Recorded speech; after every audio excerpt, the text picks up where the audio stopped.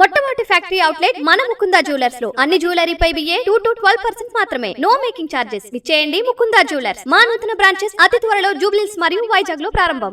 పాలమూరు రంగారెడ్డి ఎత్తిపోతల పథకానికి జూరాల నుంచి నీళ్లు తీసుకోవడం అంటే పాలమూరుకు నీళ్లొద్దని చెప్పడమేనని మాజీ మంత్రి నిరంజన్ రెడ్డి అన్నారు.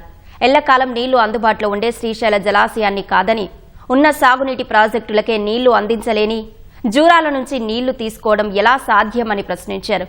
ఉమ్మడి మహబూబ్ నగర్ జిల్లా బీఆర్ఎస్ మాజీ మంత్రులు ఎమ్మెల్యేలతో కలిసి జూరాల ప్రాజెక్టును సందర్శించారు. జూరాలపై ఏడాదిలో కేవలం 45 రోజులు మాత్రమే పంపులు నడుస్తున్నాయని, శ్రీశైలంలో 220 రోజులు పంపులు నడుస్తున్నాయని తెలిపారు.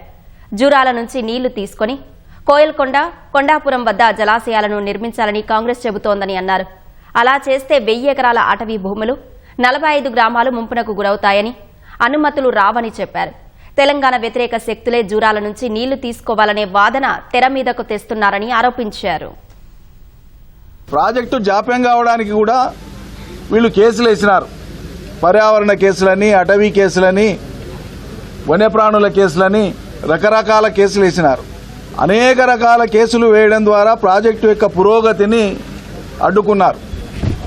ఆంధ్రప్రదేశ్ ప్రభుత్వానికి ఈ ప్రాజెక్టు ముందు పోకుండా ఉండడానికి ఒప్పందించినారు, సహకరించినారు, సర్దిగట్టినారు. మళ్ళీ ఇవాళ వాళ్ళు జాప్యం అనేటువంటి మాట మాట్లాడుతున్నారు. వాస్తవంగా జూరాల అనేటువంటి అంశాన్ని ఎత్తుకోవడంలోనే పాలమూరుకు నీళ్లు దక్కొద్దు అనేటువంటి కుట్ర దాగి ఉంది. అందులో పాలమూరు జిల్లాకు నీళ్లు కేటాయించాలా, కృష్ణాలో మా వాటా ఉంది, మా బేసిన్ ఇది అని చెప్పి ఎవరు కూడా మాట్లాడలేదు. రాయలసీమకు నీళ్లు తీసుకుపోయారు, ఆంధ్రాకు నీళ్లు తీసుకుపోయారు, ఇక్కడ నుంచి కానీ తమిళనాడు కూడా తీసుకుపోయారు. కానీ ఈ జిల్లా ప్రజల గురించి పట్టించుకుని నాతుడే లేడు.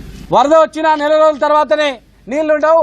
3 నెలల తర్వాత ఎండిపోతుంది. జూరాల 306 టీఎంసీ రిజర్వాయర్ నుంచి నీళ్లు తీసుకోవాలని చెప్పి ఇదే ఎండిపోయిన జూరాలను మళ్ళా లిఫ్ట్ ద్వారా జూరాలను కూడా నింపాలని, జూరాలను నింపి మళ్ళీ అన్ని ప్రాజెక్టులు నింపాలని ఇంత పెద్ద ఆలోచన చేస్తే ఏం ప్రభుత్వమే ఇది? దివాలా ప్రభుత్వము.